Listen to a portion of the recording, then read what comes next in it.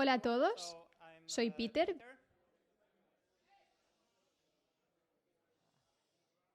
Vengo de Web3 Foundation. Mastodon es una especie de versión federada de Twitter, podéis echar un vistazo. ¿Podría ser descentralizada en algún momento quizás? Primero voy a hablar sobre la Web3 y Web3 Foundation y luego sobre Polkadot. La fundación está creada generalmente para asegurar que hacemos investigaciones adecuadas, que desarrollamos y luego que todas las tecnologías Web3 se desplieguen y sean usadas por la gente.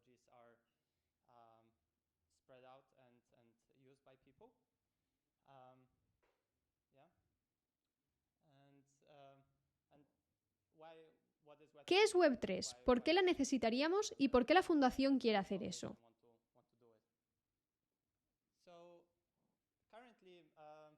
Actualmente, los sistemas en nuestra sociedad se están volviendo más y más complejos.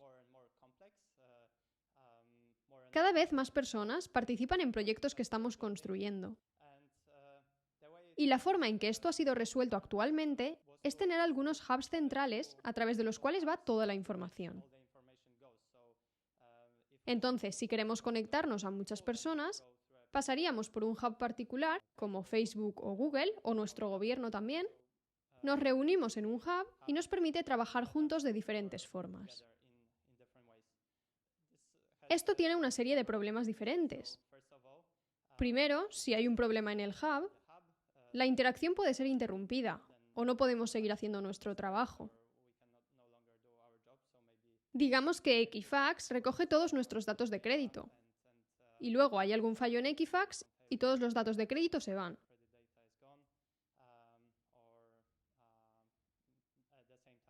O al mismo tiempo, estos hubs tienen mucho control sobre toda la interacción que se está realizando. Entonces, Google puede monetizar todas las interacciones que están pasando por el hub, quizás de formas que no son beneficiosas para la comunidad en general.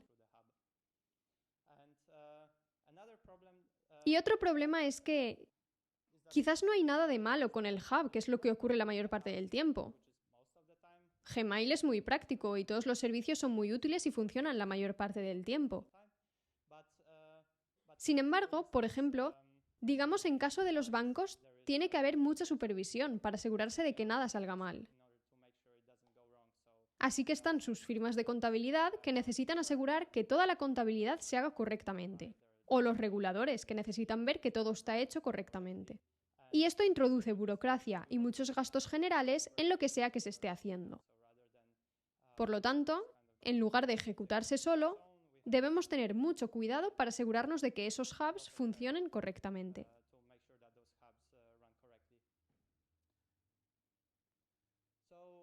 Entonces, idealmente, suprimiríamos esos hubs.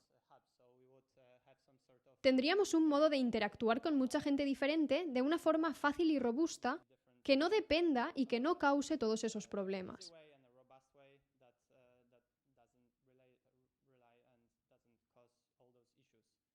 Este es un duro problema, pero quizás podemos intentar abordarlo. Y Web3 trata de esto, de intentar deshacerse de algunos de esos hubs. O quizás cambiarlos de modo que todos podamos interactuar entre nosotros. Los protocolos que necesitamos para que Web3 suceda se pueden dividir en tres categorías diferentes.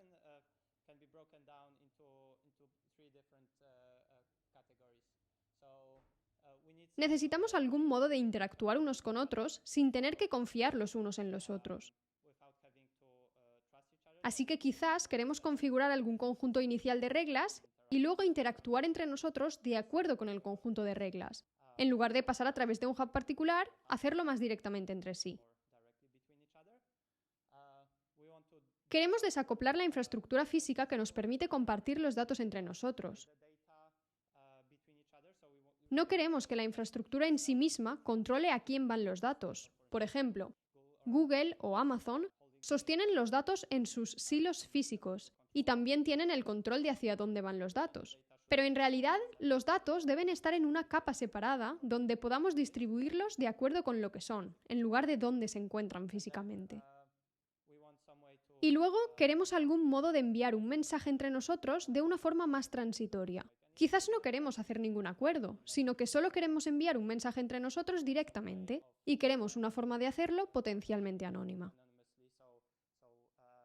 Actualmente, la privacidad está siendo protegida. Digamos que si envío algún mensaje a través de Facebook, Facebook no revela dónde estoy enviando este mensaje. Simplemente hago una petición al servidor de Facebook y luego Facebook reparte el mensaje a la persona indicada. Eso es preservar la privacidad, dado que Facebook no revela ninguna información. Sin embargo, nosotros no queremos depender del hub central, por lo que necesitamos otro modo de alcanzar un tipo de privacidad similar. Web3 trata de abarcar todos estos protocolos diferentes o construir diferentes protocolos que nos permitan hacer eso. Pero, ¿cómo podemos hacerlo? ¿Cuáles son las cosas diferentes que tal vez están siendo construidas y que permiten todas estas funciones diferentes? Como dije, tenemos estas piezas diferentes de tecnología. Por ejemplo, las blockchains nos permiten tener esas interacciones entre nosotros en las que solo acordamos inicialmente un conjunto de reglas y agregamos personas cuando quieren unirse. Ellos acuerdan qué es el génesis, cuáles son las reglas de transición de estado, y luego pueden unirse a la red e interactuar de una manera libre de confianza, donde la confianza sobre la ejecución de las reglas de transición de estado se distribuyen. Tenemos sistemas de publicación de datos como IPFS, donde de nuevo el contenido de los datos, el servicio de los datos, está desligado de la infraestructura física.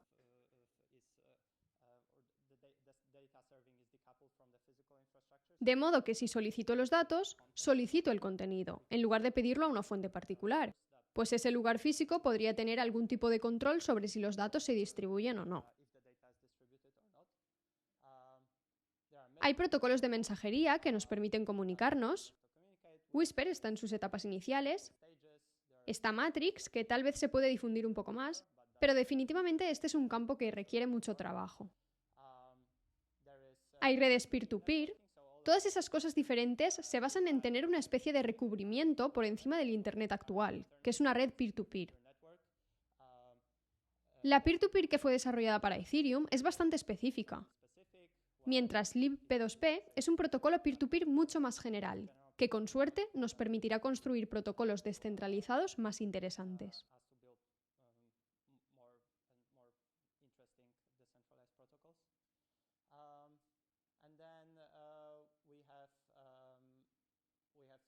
Y luego queremos construir algunos mecanismos criptoeconómicos que están por encima de todo eso, por encima de toda la pila que podamos aprovechar.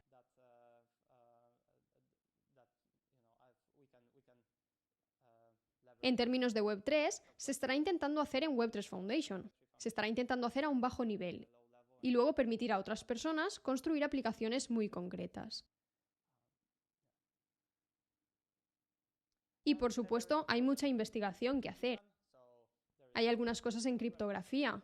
La criptografía nos permite identificarnos para tener algo de privacidad potencialmente, pero también nos permite mejorar la escalabilidad.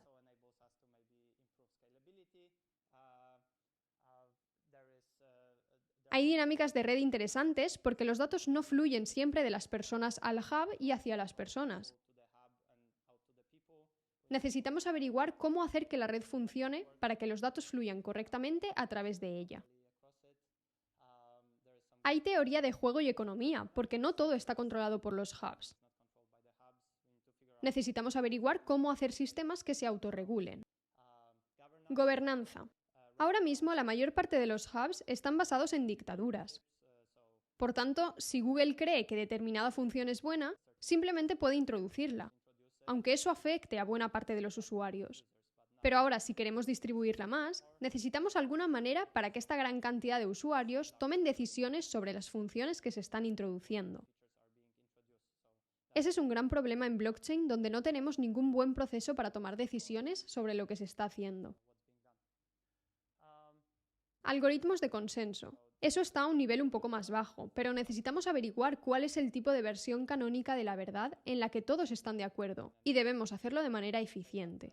Se podría decir que los hubs centralizados implementan un tipo de consenso que no es BFT, porque básicamente tiene una persona principal o una persona sentada en medio y decidiendo cuál es la versión de la historia. Pero ahora, si quieres distribuirlo, se vuelve un poco más complicado cómo hacerlo rápido. Política y una serie de cosas diferentes. Necesitamos asegurarnos de que no haya demasiada sobrecarga en nosotros, porque estamos trasladándonos a este nuevo sistema. No queremos agobiarnos con la cantidad de información, queremos hacerlo útil y fácil de usar.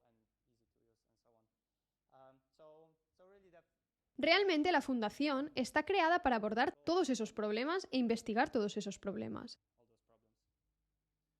Y para hacer eso, nos asociaremos con una serie de tipos diferentes de grupos. Habrá algunos grupos de investigación, queremos trabajar con universidades y algunos puestos postdoctorales y cosas así, con equipos de tecnología central que estarán construyendo, implementando todos esos protocolos diferentes.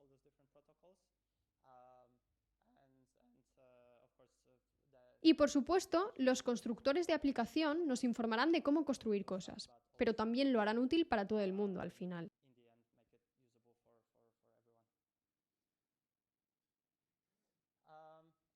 Y la propia fundación también está buscando colaboradores. Si estás interesado en cualquiera de estas cosas, hello@web3.foundation. Estamos buscando desarrolladores, investigadores para trabajar en esos problemas diferentes, personas que educarán a personas sobre por qué es necesario y cómo podemos hacerlo, y personas que ayuden con la comunidad, que eso ha sido muy importante con las blockchains en general, para tener una buena comunidad. Ahora vamos a hablar más específicamente sobre Polkadot. El proyecto de Polkadot empezó más o menos hace un año con Gavin Wood. Él también estaba implicado en Ethereum como CTO. Escribió el papel de Polkadot y lo publicó hace un año. Y Polkadot en realidad encaja en uno de esos 3 tipos de secciones de las que os he estado hablando. Encaja como una capa de interacción de baja confianza, en ese tipo de ámbito blockchain.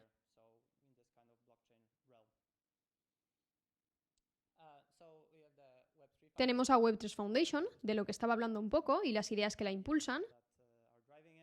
Está el proyecto Polkadot y está Parity Technologies. Parity Technologies es uno de los primeros asociados para Web3 Foundation que está trabajando en la primera implementación de Polkadot. Aunque también estamos contemplando otros colaboradores que también trabajarán en Polkadot. El propio Parity Technologies tiene una de las implementaciones de Ethereum más populares y también un cliente de Bitcoin, y está trabajando en una serie de cosas diferentes. Tal vez utilicéis el cliente de Parity. ¿Por qué necesitamos Polkadot y qué es? ¿Vemos el fenómeno en blockchains en general? Hay muchas blockchains diferentes apareciendo, hay blockchains públicas que tienen diferentes características, hay blockchains privadas, cadenas de consorcio que las personas están tratando de hacer.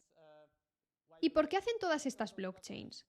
Pues cuando alguien quiere introducir algunas funciones de privacidad, como Zcash, alguien quiere decir que puede hacer que la verificación de contratos inteligentes sea más fácil, como la de Tezos. Algunos tal vez podrían ser de fácil utilización para el cliente porque producen pequeñas pruebas. Algunas están especializadas en un dominio particular, por ejemplo, Iroha está especializada para empresas, o Wave está especializada para tokens. Tienen estructuras de comisión personalizada, especialmente las cadenas de consorcio, que tal vez quieren hacer que una persona pague más que otra y esas cosas. Entonces, hay muchas cadenas diferentes y generalmente intentan presentar cualquiera de estas dos cosas. O bien quieren extenderse para tener alguna funcionalidad nueva en la cadena, o bien quieren mejorar la escalabilidad para abaratar las transacciones al procesar más transacciones. Están haciendo nuevas cadenas con diferentes funciones. Es más escalable porque tenemos nuevas cadenas que son capaces de procesar aún más transacciones. Pero el problema es que, en primer lugar, si por ejemplo Zcash se creaba, tenían que obtener un conjunto completamente nuevo de mineros que aseguraría esa cadena en particular. Quitaron potencialmente parte de la seguridad de Bitcoin cuando intentaban asegurar su propia red. Y es que cuantas más cadenas tengamos, más dispersa estará la seguridad. También con Proof of Stake será lo mismo. solo hay una cantidad de capital que puede asegurar todas esas cadenas diferentes. Esto hace que sea bastante difícil de iterar. Si tenemos una nueva cadena, tenemos que convencer a la comunidad de moverse a ella, y no hay forma fácil de moverse.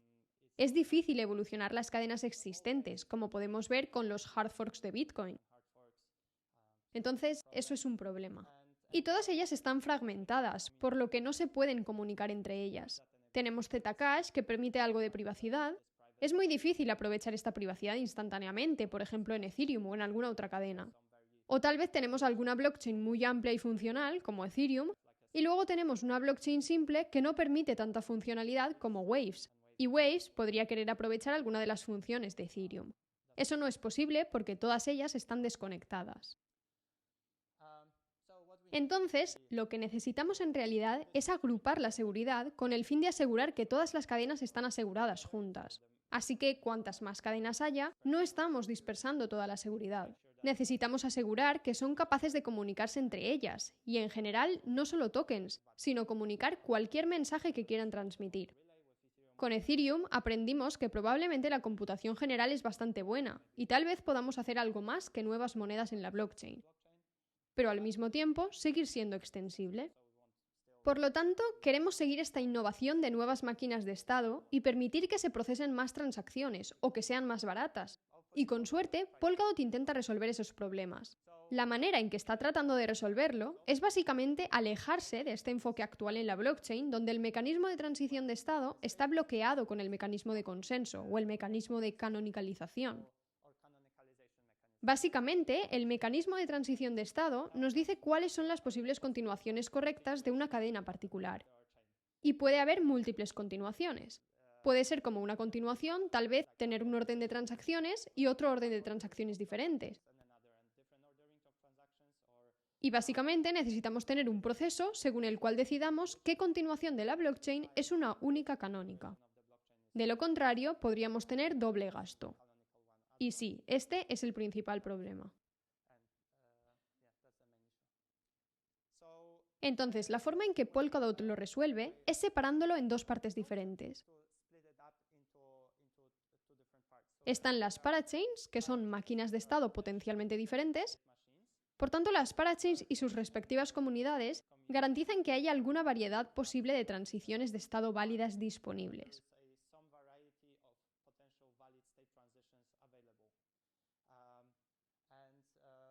Y pueden ser completamente diferentes esas parachains.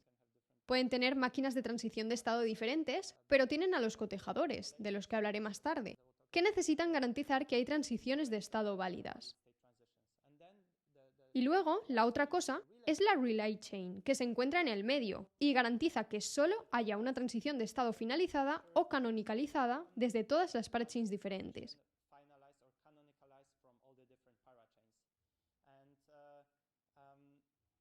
Y esto es lo que suele decir la gente que constituye la seguridad de la blockchain. Porque en realidad, incluso en Bitcoin, cada nodo puede ver si la cadena es válida o no. El principal problema es garantizar que es realmente canónico. Y al hacer que esta canonicalización sea más liviana y paralelizando todas las diferentes máquinas de estado, podemos deshacernos de este punto muerto entre las dos cosas.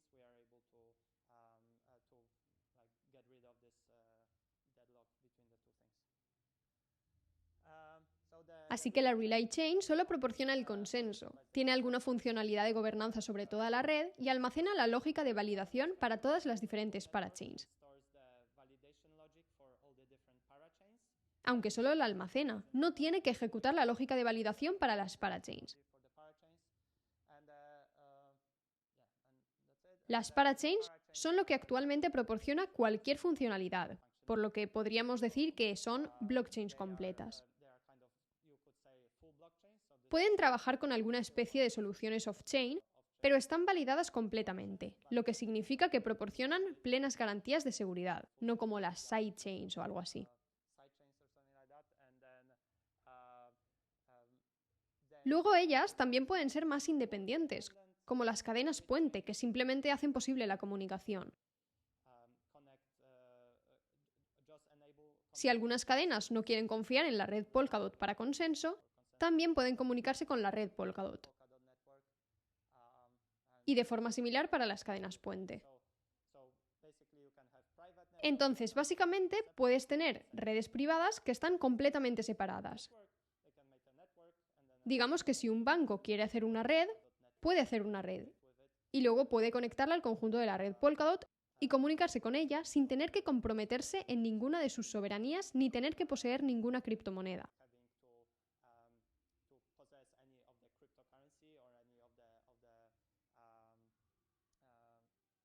Pueden hacerlo de modo que no los exponga a ninguna de las cosas a las que no les gustaría estar expuestos en el mundo cripto.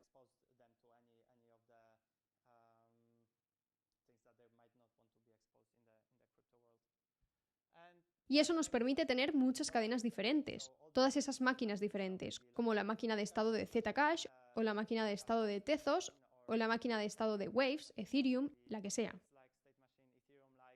Tal vez podemos tener algunas cadenas privadas.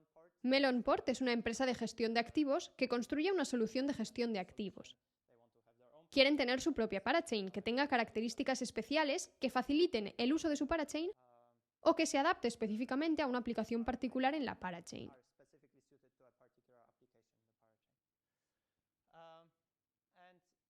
Y puede haber nuevas cadenas públicas, como mencioné. Con Zcash no había una razón real por la que harían una nueva cadena Proof of Work. La funcionalidad estaba puramente en el nivel de la máquina de estado. El consenso no fue nada tan interesante. Hay algunas cadenas existentes que podemos puentear a Polkadot y conectarlas todas. Y también podemos traer a algunas personas que quieran ingresar a este espacio y potencialmente brindar algún servicio útil. E igualmente podríamos conectarlos a la red Polkadot.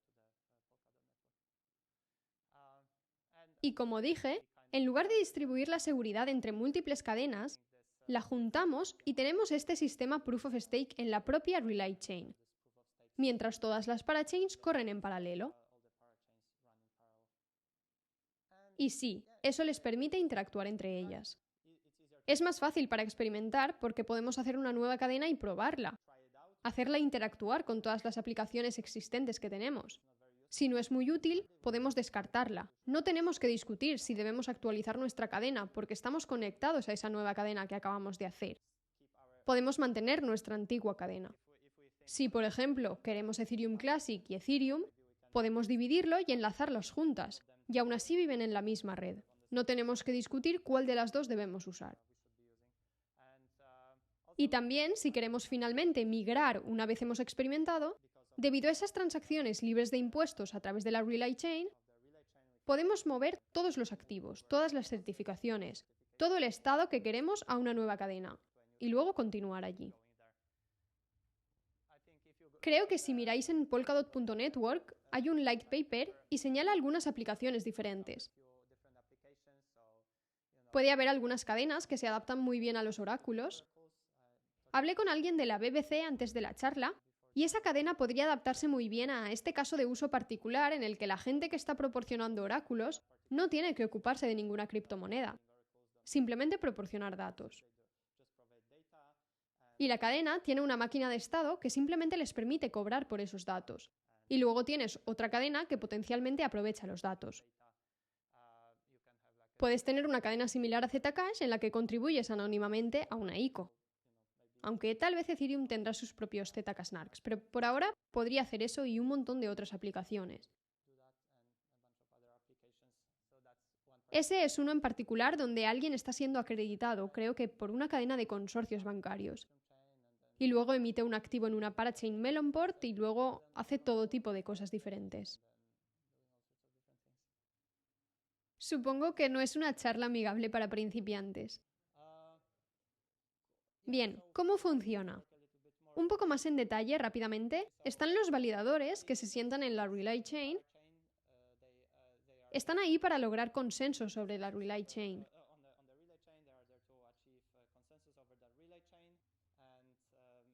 Y están los nominadores, que son básicamente partes que están decidiendo quién deben ser los validadores. Como es Proof of Stake, hay múltiples nominadores escogiendo de acuerdo con cierto criterio determinados validadores. La principal división está entre los cotejadores y los validadores. Los cotejadores se sientan en la red un poco como los mineros actuales que recopilan todas las transacciones haciendo bloques.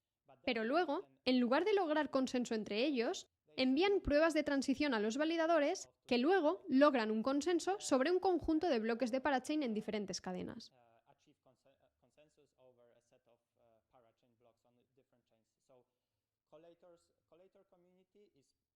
Entonces, cada comunidad de cotejadores actúa en paralelo en todas las diferentes cadenas donde está esta comunidad de validadores que actúa en la relay chain, que luego recoge las pruebas de transición de estado y logra un consenso sobre ellas.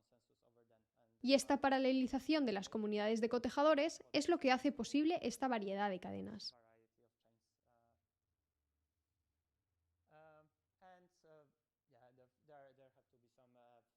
Y tiene que haber alguna economía o criptoeconomía de todo el asunto donde los validadores y nominadores son recompensados por la expansión del token nativo de la relay chain. Y también pueden ser recompensados por reportar cualquier mal comportamiento. Si proporcionas una prueba de un mal comportamiento o una transición de estado inválida que ha sido finalizada o votada como válida, también puedes ser recompensado. Y luego los cotejadores pueden ser completamente específicos de la cadena, por lo que tal vez en una cadena particular puede haber organismos que actúan simplemente en interés de una comunidad en particular. En algunas otras cadenas, como parachains similares a Ethereum, es posible que solo se cobren las tarifas de transacción en esa parachain. Lo que es la incentivación es completamente abierta. Puede que ni siquiera sea en ninguna criptomoneda, sino en dólares. Y también pueden reportar a otros cotejadores por proporcionar pruebas de transición de estados no válidas. Y está el proceso de consenso en diversos pasos. Los validadores están validando las diferentes cadenas en paralelo, por lo que tiene que haber al menos una declaración por parte del validador por cadena.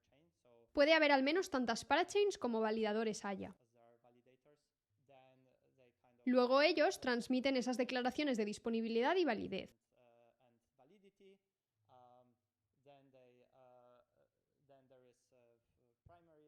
Luego hay uno principal que libera un bloque en la relay chain. Y después, a medida que pasa el tiempo, diferentes validadores firman una versión particular de la relay chain. Y eso conduce a la finalidad una vez que cierta proporción de validadores firman la cadena, lo que garantiza que no hay reversión. Entonces puedes estar seguro de que no hay una finalidad probabilística, sino que estás absolutamente seguro de que después de cierto punto la cadena está finalizada. Este es un pequeño esquema del papel, el cual pone todos esos actores y cosas diferentes juntos. Hay un puente, hay algunas parachains de transmisión de mensajes, los validadores en medio, los cotejadores empujando mensajes a través de las diferentes parachains, los pescadores que están como metidos en los cotejadores actualmente por la forma en que se está desarrollando, y existe esta ingeniosa idea para una relay chain de segundo orden, como un árbol de relay chains, pero esto todavía está bajo estudio.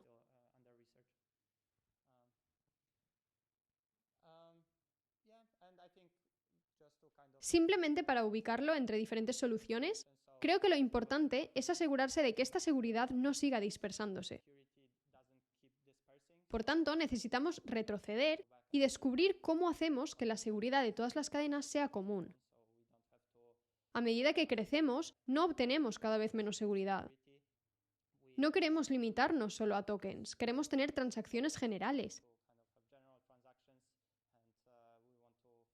Y debido a que queremos ir al futuro y ser generales sobre lo que hacemos, no queremos confiar en ninguna parte para transmitir mensajes a través de las cadenas.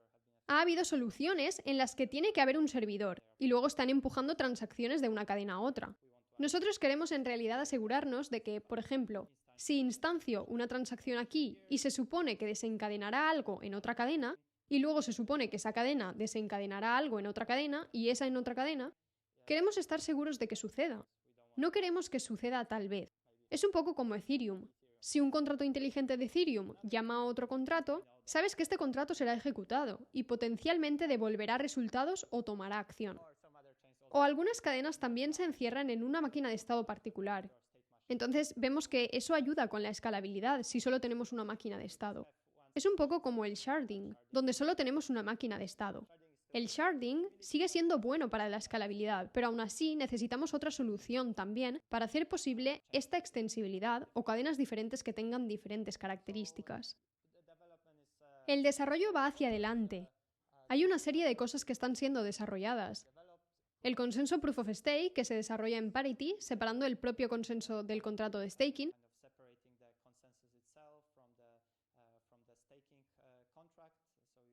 Podéis ver en polkadot.io que hay enlaces a una serie de sitios del código base. Podéis echarle un vistazo y aseguraros de que podéis producir pruebas para transiciones de estado completas.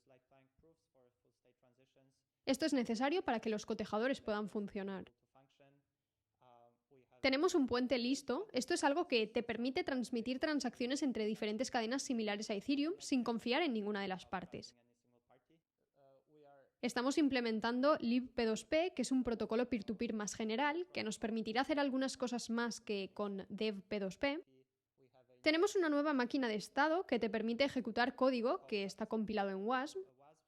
Entonces esto hace posible escribir, por ejemplo, contratos en cualquier lenguaje que compila a WASM.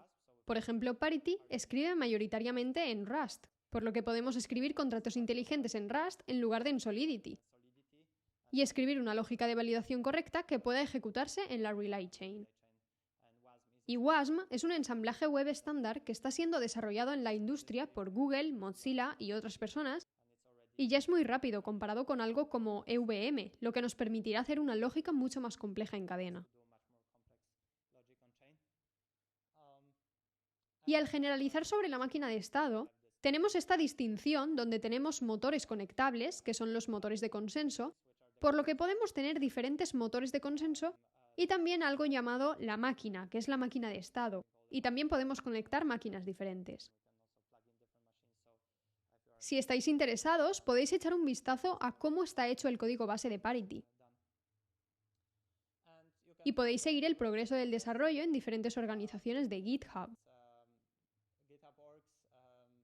Hay un chat en Gitter. Si vas a polkadot.io hay un enlace. Esto está en un lado más técnico. Y luego hay más en general sobre la fundación y la propia red. Podéis echarle un vistazo en polkadot.network. Está el light paper, además del white paper, que es una explicación de alto nivel de las cosas y algunos ejemplos de aplicaciones. Y Web3 Foundation, que es la fundación, si queréis poneros en contacto. Echad un vistazo, hay algunos vídeos y posts de blog y cosas así para entenderlo mejor. Y tenemos un canal de Riot, que es bastante activo, al menos recientemente. Riot es una excelente alternativa de chat federado a Slack. Muy recomendado.